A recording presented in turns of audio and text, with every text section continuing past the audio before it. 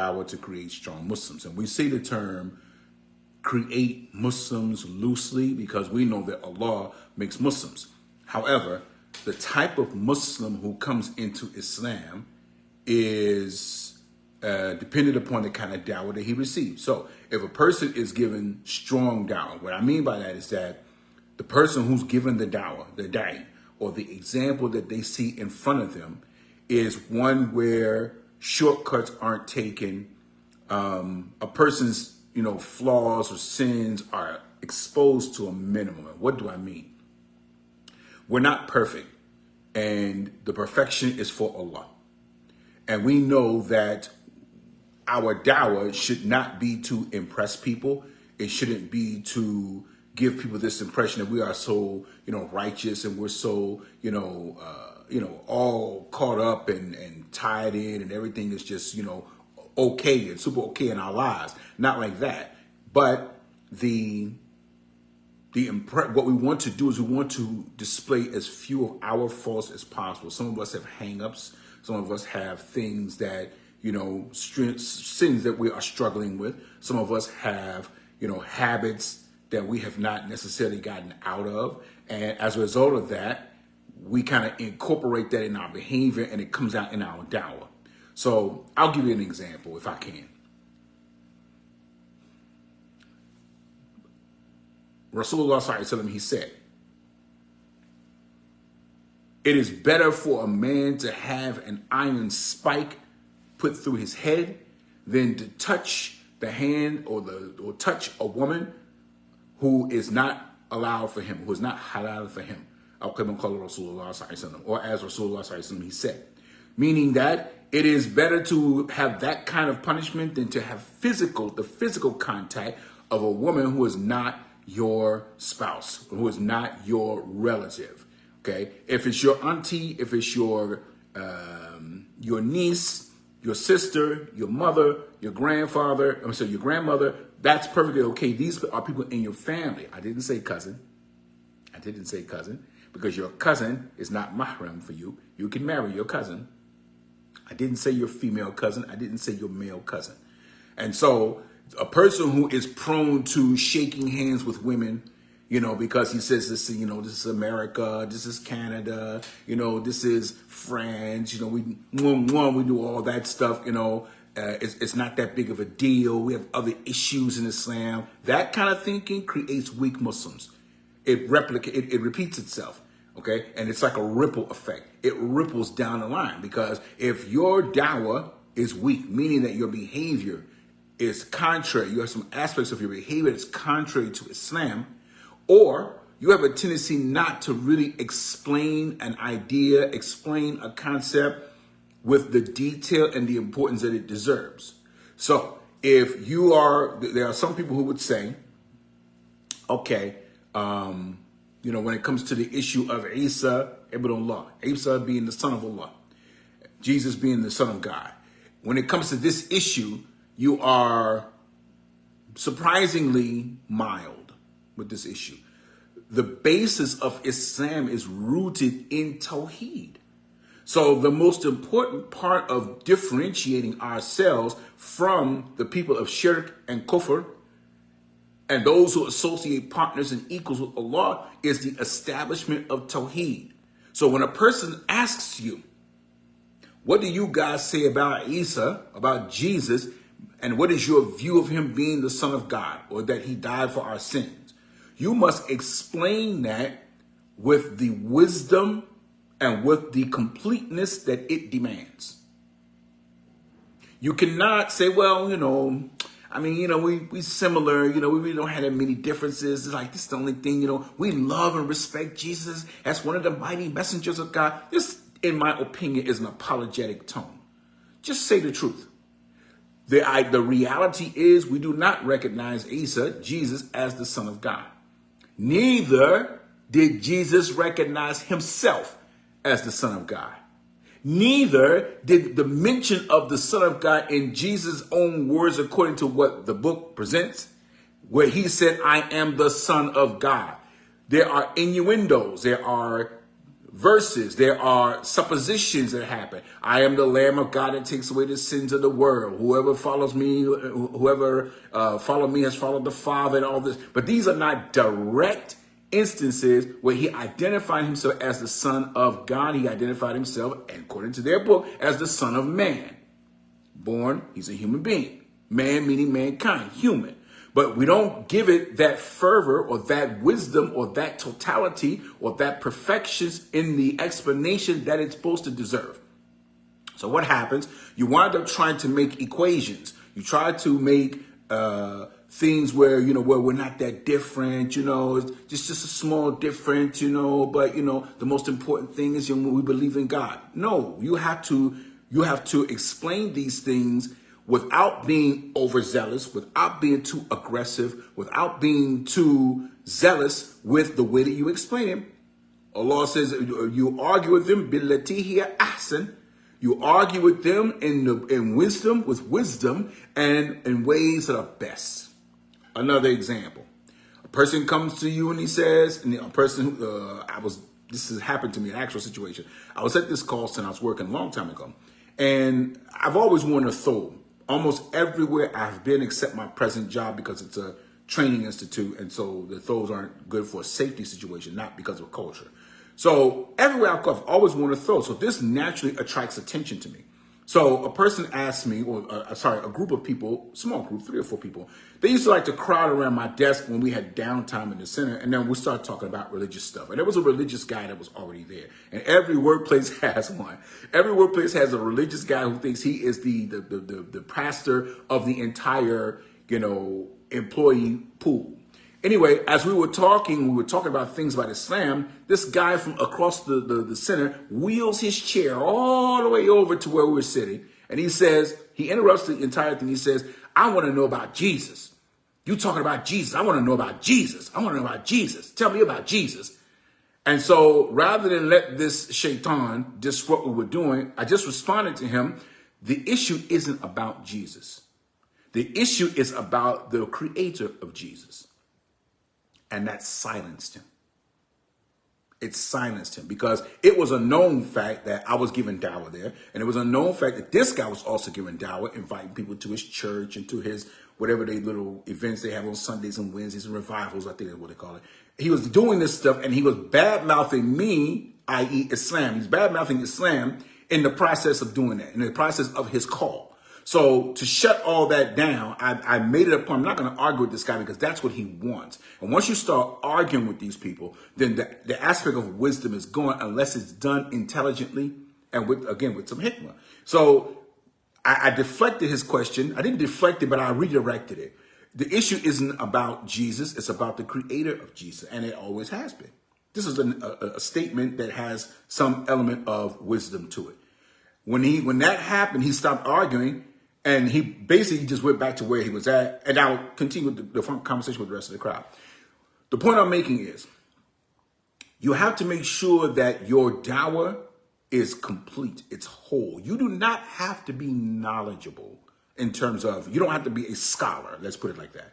You don't have to be a scholar and have read all the books and know the different schools of thought and the different, different religions and what each firqa or sect has. And you don't need to know all of that to convey the message of Tawheed. We are created to worship Allah and Allah alone. That is the reason why your breath is coming in and out of your body. It is the reason why you have blood going through your veins. It is the reason why you have a brain to think with, eyes to see, ears to hear and understand. It's not for anything else. Anything else in this dunya, in this world, is a means to that end. If you are a firefighter, you need that. We need firefighters because it's very hard to concentrate on the worship of Allah when your home has burned down. If you're a doctor, we need doctors because it's hard to concentrate on the worship of Allah if your body is sick. If you are a social worker, it's important to be a social worker because we can't concentrate on the worship of Allah when our families are in turmoil or when we are, in need of, monies and insurance and medical attention and so forth. So these are means to an end. This is not the reason why we were created. So we have to establish the Tawheed with them first. This makes the strong Muslim. When he comes into Islam, he understands this is what I came into. I have seen many cases where people come into Islam because the Dawah wasn't really that strong. It had an apologetic tone to it. It had a compromising tone to it. It had for lack of a better term, it had one of those interfaith tones to it. Let's agree on what we all agree on, and let's be silent on what we disagree on, because, it's all just one God anyway. It isn't. We must clarify the Dawah, but we clarify in a way where it doesn't cause hurt feelings, where it's not offensive, but it is still the truth. It's still the truth. You have to tell the truth. Figure out a way to tell the truth. Even though that truth might be upsetting in the beginning, I can't guarantee you anything because Allah guarantees. But I can say to you that the person will be more appreciative of that truth. If you are the kind of person who has some hangups, you're probably not the best kind of person to give dawah. If you have some problems understanding certain concepts in Islam, it's probably best that you don't give the dawah or that you don't talk in those areas. But the establishment of Tawheed is what's important. This is the thing that's most important. The other matters are not unimportant. Okay? Shaking a woman's hand is important, that we understand that you can't do that. You're not allowed to do that. Not taking riba or interest in your transactions, it's important that you make it clear that this is not what Muslims do. Speaking bad about the government, the president, the king, the sultan, the ruler, the prime minister, and all those guys. Speaking ill about the rulers in different lands is not from Islam. I don't care how engrossed you are in politics. That political aspect does not have a place in Islam. So Allah told us what? Ati Allah wa ati Rasul wa ulul amri minkum. Obey Allah and obey the messenger and those in charge with authority amongst you. Whoever is amongst you, and we understand this is part of the strong dawah. This is part of making the dawah clear. We understand that the obedience to the rulers is not in everything. It's not absolute, whether he is Muslim or Kafir. It means that the things that are considered lawful, that are generally lawful for the people, are something that you should obey. The law of the land, for example, as long as it does not supersede. Obeying that law of the land does not supersede the law of Allah. The law of Allah takes precedence. But if those laws of the land, of the human beings they made, are consistent with the laws of Islam, then you obey that. There's nothing wrong in that. If it's anything concerning kufr, shirk, disobedience, ma'asiyah, sin, open sin, anything like that, anything that is in violation of the tenets of Islam, we don't follow that, of course. There is no hearing and no obeying, as Rasulullah said. There is no there is no hearing and obeying for those things that are considered sinful. Even Allah tells us, after Allah commands us, Allah says that Allah commands that you worship only Him with no partners, and that you are dutiful to your parents. But if they enjoin on you that which you do not know of, meaning they enjoin on you to practice evil things, shirk, disobedience, He says, then there's no hearing and there's no obeying in that. But other than that, lower the wing of humility to them. Be respectful, be kind. But in that issue, Mom, we're not doing church. I'm not going to church. Why not? Because I don't celebrate Christmas like you guys do. I can say it with a smile on my face and still be firm. I don't have to mean mug. I don't have to, cut things down. You guys are doing all this stuff, man. You Catholics, I don't need to do that. I just need to be resolute in what I'm upon. I need to be firm in what I'm upon. So people will say, don't even invite Abu Idris because he's not coming. What do you mean? This is Christmas, right? Yeah. Abu Idris does not do Christmas. So don't invite him. He's not coming. Well, I'm going to ask anyway. You're wasting your time. Because he's a person that's standing on his principles. Don't ask Fatima to come because she's not coming. Why not? Because Fatima don't do Thanksgiving. You know that. Fatima been Muslim for 16, 17 years. 3 years, 4 years, and she's strong. She's not coming. She into that Muslim stuff, as they say. She into that Islam stuff, that Muslim stuff. She's not coming.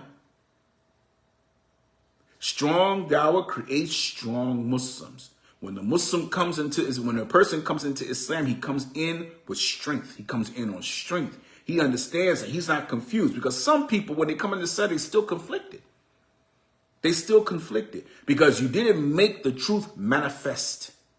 You didn't make the truth manifest to them. You didn't make it clear as the sun is in the sky. You didn't make it clear. Okay, let's get clear. Are you saying that a person who reads the Bible is not a good person? Now let's make it clear. What we're saying is a person who reads the Bible he does not have a strong foundation of Tawheed because of a number of reasons, a few of which, number one, we don't have the source for what's in the Bible. Number one, we don't have the source. Where's the source? Where can we track the original words so that we can verify the authenticity? See? Ma'ruf bil Islam bil adillah. Understanding the religion of Islam, Deen al-Islam bil adillah. He knows and understands the religion of Islam with evidences, adillah, proofs, evidences, things that can be tracked, verified. We don't have that with the Bible. So we can't verify the information except if we verify it, cross-check it with the Quran. If I read in the Quran that God is only one and your Lord is only one Lord, so worship him. And then I read that same verse of similar wording in the Bible. I can say that verse in the Bible, it coincides with the book of Allah, with the Quran. So we could take that particular verse as being true. If I read something in the Bible about in the Quran or in the Bible about being kind to your fellow man and loving for your brother what you love for yourself, this coincides with Islam. I can take that particular verse. So I have to verify those verses. I check those verses between the Bible and the Quran with the Quran. That's my check. That's my verification tool. That's the tool I'm going to use to verify. So we have to make it clear. Anything that tells you that in order to get to the Creator, you must go through the creation in terms of worship, then this would not be considered a correct religion. You must make that clear. You have to make that clear. You can't sidestep it. You can't sugarcoat it. You don't have to be firm and mean and harsh like that, but you make it clear. This is why Allah told the messenger, the duty of the messenger is to make the matter balaghul mubin. He has to make the matter clear for the people to understand. Even before Rasulullah ﷺ, he died, he asked the people, "Oh, my people, have I conveyed the message to you?" Yes, Rasulullah, you conveyed the message. He said, "Oh, Allah be witness, I conveyed the message to my people, to your servants." Leaving the matter on clarity. I had a coworker was trying to make some similitude. So she says, Abdul, you guys are Muslims and Christians, you're pretty much like the same, right? I said, no, we're not. I mean, but we all believe in God, right? We all believe in one God, right? So it's basically the same, right? I said, no, it's not. She said, why? I said, because when you say God, you have an idea of a person in your head, whatever he looks like. You have a picture or an idea of something that you've seen before in your head. When Muslims have the idea of God in their head, no image comes to mind. No picture, no face, no timthal, no example comes to mind of anything in the creation. Well, I mean, but the books are kind of like the same, right? No, they're not. You have a book that's been compiled together in which there were 4 centuries of space in between them by people that were not known, that we cannot verify its authenticity, that the language of that book is now obscure. We don't know where it's at now. We don't know where that language is to track it down. Okay? We have a book that's been solid for the last 14 centuries. Not a letter or a word has been touched. And on top of that, so many people have memorized the text of this book. It is impossible that this book is going to be corrupted by something else. And it has been tried. That kind of thing you have to make clear when you're talking to people and you're giving them dawah. You have to make the matter clear. Not, we kind of basically all the same. We all worship God. No, you have to clarify this now. In this day and age, you must clarify what we mean by God, what we mean by objects of worship, something to be worshiped, what deserves to be worshiped. Because the creation can never deserve worship because they didn't create anything. They have nothing here. Everything they got from their hair on their face to the clothes on their back is from Allah. All of it. And you have to acknowledge that. And you have to give it its haq. And you have to give it its wisdom and its truth. And you have to acknowledge that and make it clear we are not the same. We are not completely different. We're traveling the same road, but we part ways at this divinity of Isa or Jesus being the Son of God, or being God incarnate, or being God walking among men, or being the one who sits in judgment of the human beings on the day of judgment. That's where we part company. In terms of books, we believe that the books, the divine revelations, come from Allah. We believe that that Allah sent prophets and messengers as human beings to redirect us back to the worship of God when we went off track. We believe that. We believe that there will be one day you will die and you will be resurrected and be called to account for what you did. You can't just do whatever you want in this life and there's no accountability. There's no punishment or anything like that. You're going to be called to account. There's a system of punishment and reward. We both believe in that so far. We believe that there are angels who have different functions, that their origin is divine in terms of their makeup. They are divided from light. They are made from light. As Rasulullah sallallahu alaihi wasallam, he said, the angels are created from light, the jinn are created from fire, and the human being is created from what you know, meaning from turab, dust, mud and water, clay, whatever the term you want to use. But the term in the Arabic is turab. So we have some commonality there. We do believe that there is a heaven and there is a hell because there must be a system of reward and punishment. We're not doing all of this just for nothing. When we die, there will be accountability. Those who did good will be rewarded, and those who did bad will be punished according to the level of their disobedience or their bad deeds. However, when it comes to dissecting, taking that morsel of the prophets and messengers and then attributing divinity to one of them, now we split company. That part you have to make it clear. This part we're not in agreement on. Because Allah says it is not befitting the majesty of Allah that he has a son. So for the people who think that the divine beings are somehow connected to God in terms of lineage, we say this is not true. This runs afoul of what Islam represents. Our whole podium, our whole platform is based on Tawheed. La ilaha illallah bil haqq. There's no deity worthy of worship in truth, because there are other things that are worshiped other than Allah. And Allah said in the Quran, have you not seen the person who takes his desires as a God instead of Allah? Anything he wants to do in his mind, he follows that. He takes his rabban, his rabban, or his priests and his rabbis and his reverends and whomever as gods.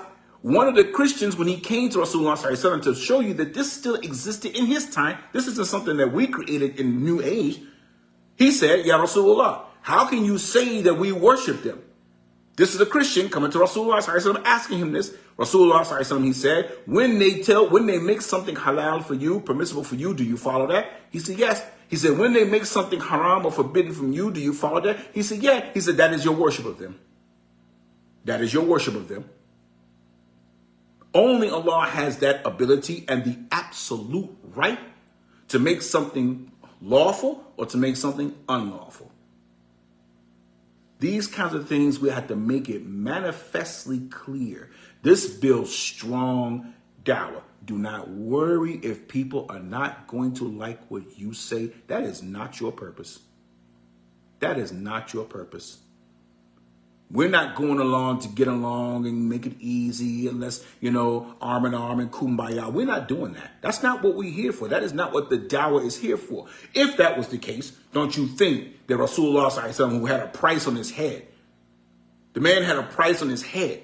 They schemed and plotted against him to murder this man in his sleep. Put a spear in every strong person's hand from every tribe so that nobody could pin the murder on anybody, on any one particular tribe, so there wouldn't be retribution. They had a plan to murder this man in his sleep. He had a price on his head. Ali laid in his bed for him, was willing to die for him. Don't you think that if Islam allowed us that room to be flexible and compromise, certainly it would have been happening in Rasulullah sallallahu alaihi wasallam's time. Certainly. The people was out for blood. And it didn't end. Because once they found out he was gone, where did he go? We heard he was going to Medina. Go find him. Get him back here. I'll pay X amount of camels, X amount of sheep, X amount of whatever as a reward. They put a bounty on him. They looking for him. You got bounty hunters out here, man. They looking for Rasulullah. It would have been easy for him to just say, listen, okay. Even when the kuffar came to him, they said, listen, okay, let's make some compromise because you caused some trouble. Why don't you worship what we worship on this day, for this year, and then next year we'll worship your gods. This is where the ayat or the surah, قُلْ يَا أَيُّهَا الْكَافِرُونَ لَا أَعْبُدُ مَا تَعْبُدُونَ وَلَا أَنْتُمْ عَابِدُونَ مَا أَعْبُدُ وَلَا أَنَا عَابِدٌ مَا عَبَدتُّمْ وَلَا أَنْتُمْ عَابِدُونَ مَا أَعْبُدُ لَكُمْ دِينُكُمْ وَلِيَ دِينِ. This is where that came from. Asbab al-Nuzul. The reasons behind the revelation. You're not going to worship what I worship, because even if you say you do, you're really not. And I'm not going to worship what you worship, even for pretend. You don't want to worship what I want to worship anyway, and I don't want to worship what you want to worship. So you do you, as we say. You do you. To you be your way, and to me mine. I'm going to do mine over here, you do yours over here. But we're not making no compromise. It would have been easy. It would have been easy. But this is not what Rasulullah ﷺ did. Did he have Christians amongst him who were versed in Greek and Hebrew? He did. He did. So much so that one of them was reciting from the Torah, which is in Hebrew. He's an Arab, but he is versed in Hebrew language. He can speak Hebrew. He's reading the Torah, and Rasulullah's face is turning red with anger. Umar saw this. He said, what are you doing? What are you doing? Rasulullah, he said, if Musa alayhi was alive today, he would have no choice but to follow what I am upon. Not, well, Allah knows my heart and you don't know me. You can't judge me. I'm going to do my thing. You do your thing. This is not the behavior of the people of Tawheed. This is not the behavior of the people of Iman. This is not the behavior of the people who strive to recognize the rights of Allah on them and they want to go to the Jannah by any means lawfully necessary. This is not the behavior. There's a response of the believers when they are called to Allah and His Messenger, as Allah says, Sami'na wa ata'na. Not leesh, limadha, walakin, no, not why. I mean, okay, but explain it first, because I don't want to follow if I don't understand it. No, we didn't do that.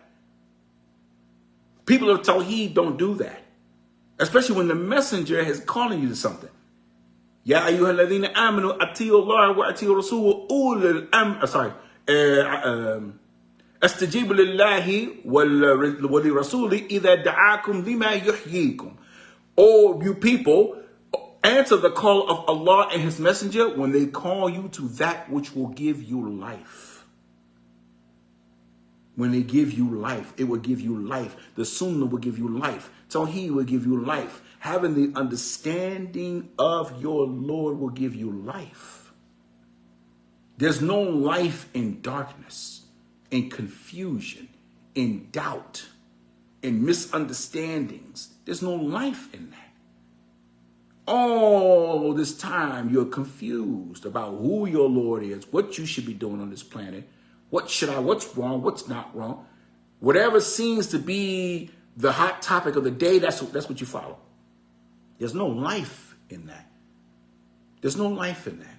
So the dawah must be strong from the beginning. When you are asked these questions and you have the ability to explain these things, you must do so. Otherwise, you create a weak Muslim coming in. And the most damaging thing, according to many of the statements of the scholars, are not the outside forces outside of Islam. It's the ones that are in Islam. It's the damage that's done in Islam. Weak Muslims, weak dawah produces weak Muslims, like some of these, and I won't name their names, but some of these ex-pastors who used to be a pastor, a big wig in their church, big pastors, and now they want to give dawah. There's no shift. You don't shift that over, okay, because you were big here in Christianity. Now you move over, you have the same scholarly accolades in Islam. Nah, man. Nah, I'm sorry. Because that whole program was kufr and shirk. We're off that now. When you came into Islam, you dumped that at the door. You dump that at the door. You got to come in, sit down and learn this thing all over again from scratch. All over from the beginning. Understanding what Tawheed is. Tawheed al-Rububiyyah. Tawheed al-Uluhiyyah. Tawheed al-Asma'i wa Sifat. You got to understand that stuff from the beginning because all of the knowledge you had has been polluted with something else. You have to let people know that. You have to tell people, listen, I remember we were in the masjid after Asr, and we were just giving a short talk, and we were mentioning Ibrahim, alayhi salam, and the merits of Ibrahim and the things that he had to go through and so forth. And unbeknownst to us, there was a Jewish lady, because we had a partition, so there was a sister side, so we couldn't see who was over there. And even the door, there's a back door, but she came in the front door. I guess she was there before everybody else. I don't know. She must have came when we was praying. She was a Jewish lady, and she happened to be there to wait for another sister or something like that. I think it was a sister back there. And so after the talk, she came and she said, I wanted to become Muslim. We're like, wow, okay. So they're like, but would you give her the Shahada? Okay, cool. But let me make sure she understands some basic things. And I asked her something like, what is it that prompted you to want to become Muslim? She's like, I heard you all talking about Ibrahim, and we love Ibrahim. And I figured, okay, there must be some truth to this because you guys are talking about Ibrahim the way we do. So whatever her rationale behind it. So she took the Shahada, alhamdulillah, and then she had called the masjid a few times, but she was still identifying by her Jewish name. So I asked, I said, your name is evidently Jewish. I'm not saying you have to change your name, but what happened was, to make a long story short, I'm going to get to the end part. She was still identifying as Jewish, but she was Muslim. I don't know how the two can still exist like that, but that's how she was identifying. So I had to explain to her that you can't. It's not a dual identity here. You're not Jewish and then you have accepted Islam. So you're a Jewish. You're a Jewish Muslim. That oxymoron does not exist. I said, so when you came into Islam, you understood that anything that you have from your practices of Judaism in terms of your worship of Allah, that ends. You're Muslim now. And so now your practices have to be that of Islam.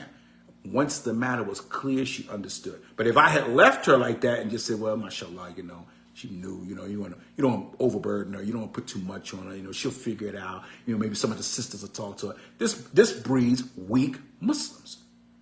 This makes weak Muslims. And so when the Muslims come in weak like that, their dawah is also weak, which creates more weak Muslims. And then you have a whole community of Muslims who don't understand Islam properly. They still think it's okay to listen to music sometimes, or if it's message music, if it's message rap with a message, if it's pro-black, if it's Afrocentric, it's okay. No. You still got people, you'll have Muslims in that community who still feel like you should shake a woman's hand out of politeness, and just make up some reason why, it's okay to do that. You don't want to run the people away from Islam. That argument, that's the sign of weak Muslims. The dawah was weak, so now the Muslim in his practice of Islam, he has weak practices. Does that mean, for you oversensitive people who might be watching this, are we saying that he's not a believer, he's not a Muslim, his shahada doesn't count, or any other thing that would require his exiting of Islam? That's not what we're saying. The whole premise is weak. Can it be corrected? Sure. It's corrected with knowledge. It's corrected with hikmah. It's corrected with good argumentation. It's corrected with logic. It's corrected with reason. And then it's corrected with patience. Because these are new Muslims. And so now what she came into the door understanding has now been turned upside down once again. See, first, her religion, whatever she was on before, that got turned upside down, but she accepted it. She said, okay, this is news to me. Never heard nothing like this in my life, but the way you're explaining it, I get it. But in her mind, she's got to make some mental adjustments. Okay, now she made those mental adjustments, but it was on a weak platform.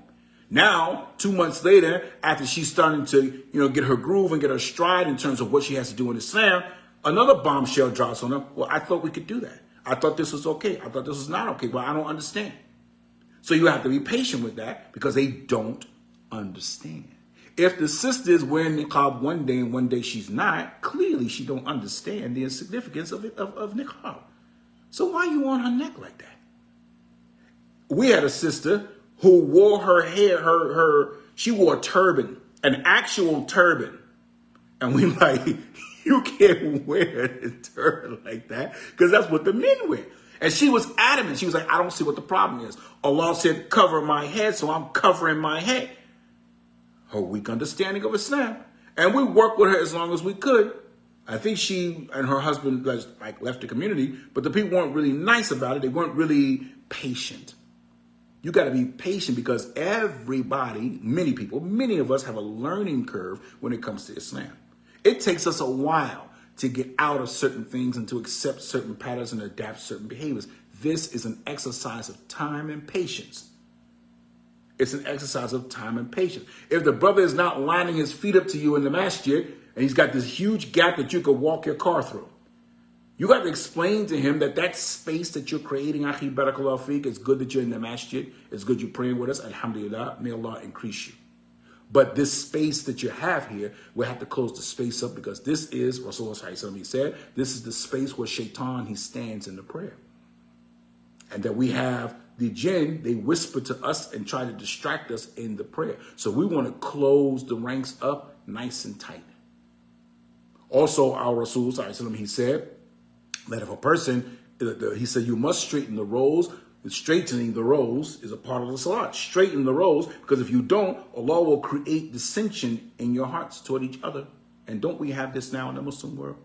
So some people say, oh, we have bigger things to worry about. We got the Muslims in Palestine. We got the Muslims in Chechnya. We got the Muslims all over the world being oppressed. We got the Muslims in... All of this is valid, but it doesn't change the fact that you got to close the ranks when you pray. None of that changes anything. Just because we have other events going on doesn't negate everything else. As they say, we don't throw the baby out with the bathwater. So where does that strengthening come from? How are we going to rectify the affairs of the Muslims? It isn't always with the big stuff. It starts out with something really small. Making sure that you understand that you're reciting Al-Fatiha correctly. Not, oh, it ain't my language. Oh, Aki, don't worry about it. Just learn as much as you can. It's okay. Okay, can I pray in English? Yeah. You can pray in English. It's okay. Allah knows your intention. This creates weak Muslims. And one thing that we have not considered, that man, that woman has children. So he's going to teach his child all of those weak practices. Not intentionally, he doesn't know. So now his child is also weak. Mom is weak, dad is weak, the children are weak. Those children love Islam, but their understanding of Islam is weak. So what happens, as they grow up to be adults, they're going to pass that on to their children. And we have this ripple effect all the way down across generations. I have met Muslims who don't even know how to pray. If you could even conceive such a thing. Father just never did anything to that. Coffee break. Father never pushed his kid to pray. Never push his kid to pray. I've seen personal examples of this stuff, real life examples of this stuff. You walk into the guy's house, he's an accomplished doctor. Maybe he's a surgeon. He's got money.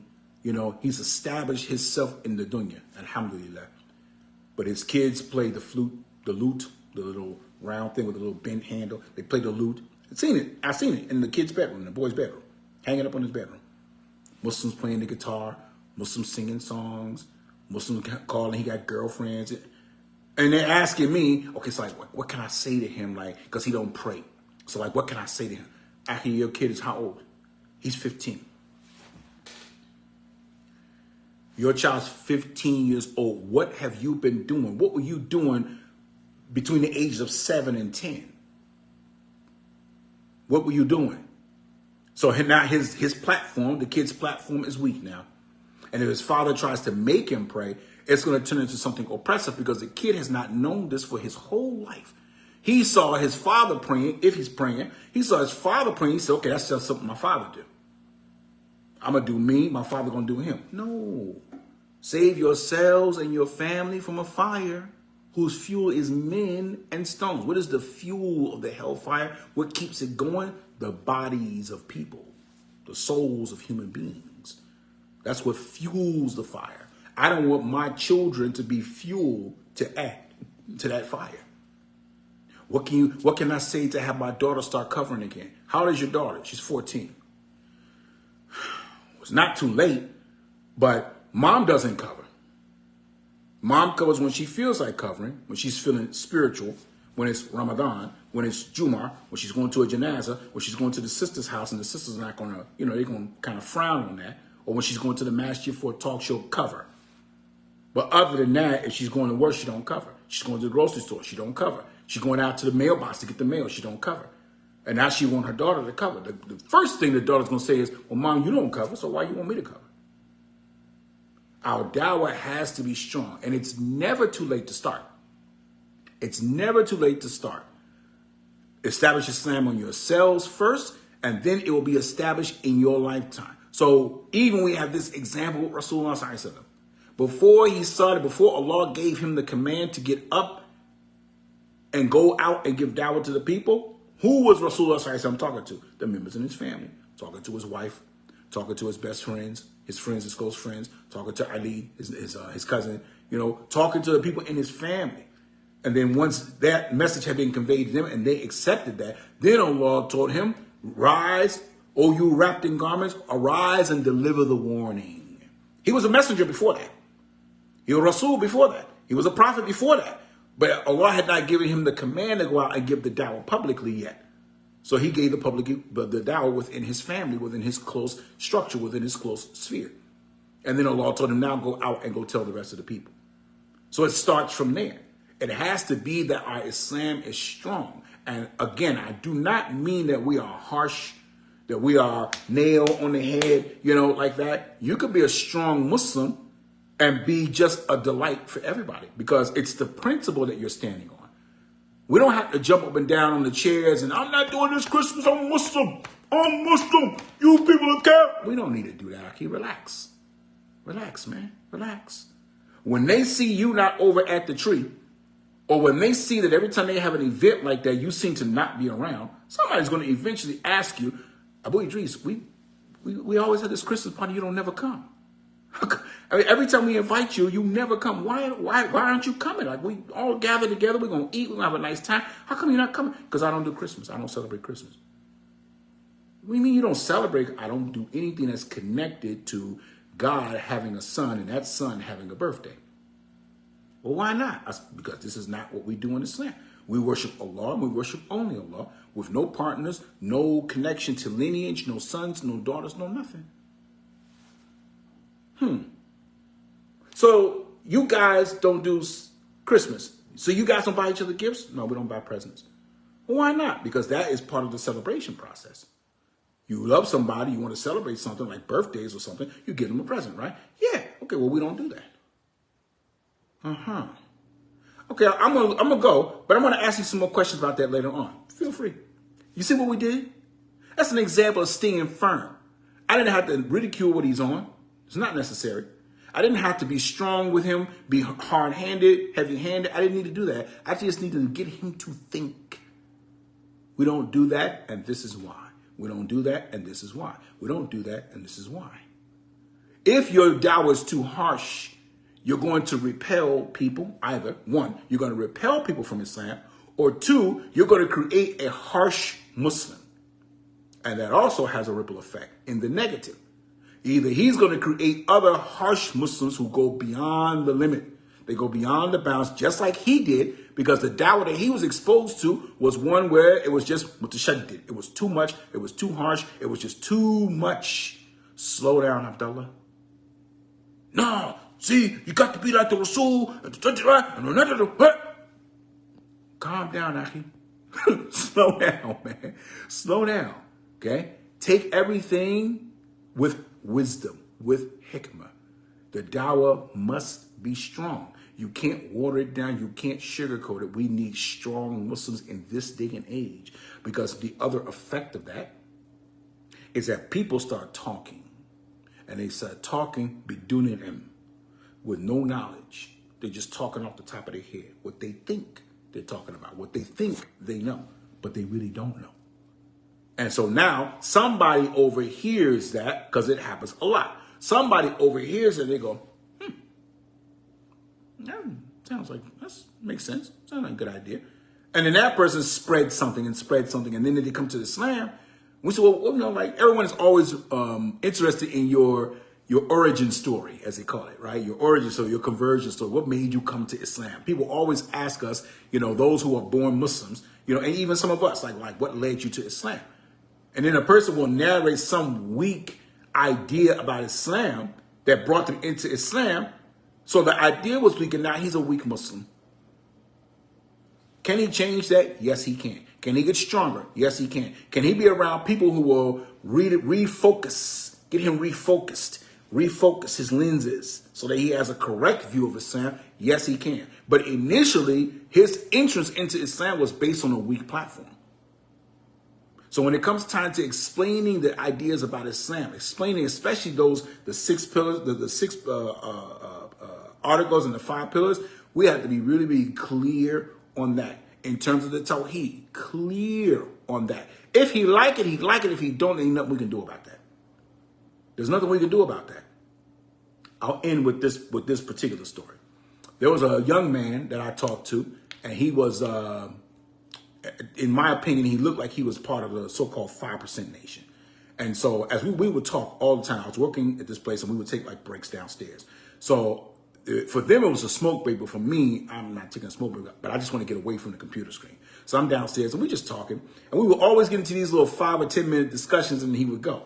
So he says to me, yeah, so, you know, I create, I'm a God. I create, you know, my seed and, you know, and this and that. And I said, okay. I said, so now let's explain the difference between that process you're talking about. You're not creating anything. So now we have to explain. There's creating and there's making. When you make something, you use what's already here. Example, if I want to make a cake, I take the eggs and the flour and the butter and the sugar and the baking soda, whatever. I got ingredients that's already here. So I'm making something. I got a different product, but that product didn't just poof into existence. When you create something from nothing, and only Allah has that ability. Just stop him for a second. I see what you're saying. I said, so when you say that you're a child, you didn't create your child. You made him by Allah's permission, because you needed the sperm, your woman, the egg. And then you needed the blood and all that other stuff to make that embryo, to make that fetus, to make that baby, that infant possible. I said, but when you take something that's not here and then you create something from that, that's the process of creation. And then we had a little bit more of a dialogue after that. He said to me, he said, well, you know, I understand everything you're saying, but, and I knew the but was coming. He said, but, you know, I'm not as, you know, knowledgeable as you are about those things. You know, I'm still learning, you know, I'm still trying to, you know, elevate myself and this and that and that. I was like, listen, man, no big deal. But when you're ready, come to 3401 Granby Street, across the street from the city park. You know where that is? Yeah. All right. Come on out there any Friday you want. Come in and sit down and listen. If you like what you hear, you stay. If you don't like what you hear, you know where the door is. He said, all right. I left that job a week or two later. In Ramadan, I'm late. I'm coming to the masjid. I'm running late. I'm driving fast. I'm running late. I'm trying to catch the Isha prayer or the Tarawih, but I'm running late. I open the door, and this guy's meeting me at the door. He was already inside. And I had forgotten all about it because I have a lot of these little micro conversations, so you don't always remember everybody that you talk to. And when I looked, I was like, what are you doing here? He was like, yeah, man, you was right. I had a chance to think about what you were saying, and this and this. And I said, when did you become Muslim? It's like 2 weeks ago to that. So all we got to do is just plant the seed. Just plant the seed. That's all you got to do. Plant the seed, but make sure you need those elements for the seed, right? Just like anything else. You got to have a good, strong seed, because it's going to give you a good, strong crop. You need water. You can't live without water. And you need an adequate amount of sunlight. That's that wisdom. You got the seed. That's Tawheed. You got the water, you got the understanding of it. Now you need to apply the hikmah to it and give it the sunlight that it needs. Explain it, be very clear, be methodical in your explanation. Make it clear like water. And then people will come when they're ready to come. So if we're afraid of rejection, that shouldn't be something that fuels us. If we're afraid that people are not going to listen to us, or that after all that talking, they say, yeah, I understand what you're saying, but there are many of us who came into Islam after initially being talked to, and we rejected the person for whatever reason that we rejected it. I hear lots of things. We've heard lots of excuses. My kids, my wife, my son, my husband, my mom, my parents. I'll get back to you. I'll come here again later on. I'll be right back. Whatever the reason was, they rejected us initially, or that we rejected the message initially. Later on, we came. Later on, we came.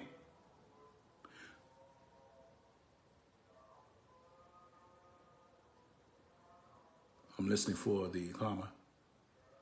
Well, I see a thing. So we're going to wrap up. So the point, just to kind of recap, make sure that when it comes to matters of Islam, and this includes every aspect, no aspect is too small, but your focus is Tawheed.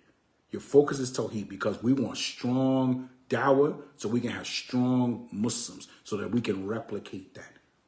Strong Muslims make strong Muslims, make strong Muslims, make strong Muslims, make strong Muslims. As they say, iron sharpens iron, steel sharpens steel. So we want strong Muslims in Islam who have the correct understanding of Tawheed, the correct Aqidah. And if you are not able to do that for some reason, okay, make sure you're able to direct them to someone who can explain the matter clearly, if you have the ability to do that. So that's it. Jazaakallaahu khair for watching. Aqulu qawli hadha wa astaghfirullahi wa lakum. Wassalamu alaikum wa rahmatullahi wa barakatuh. Now we're going to try and turn this off.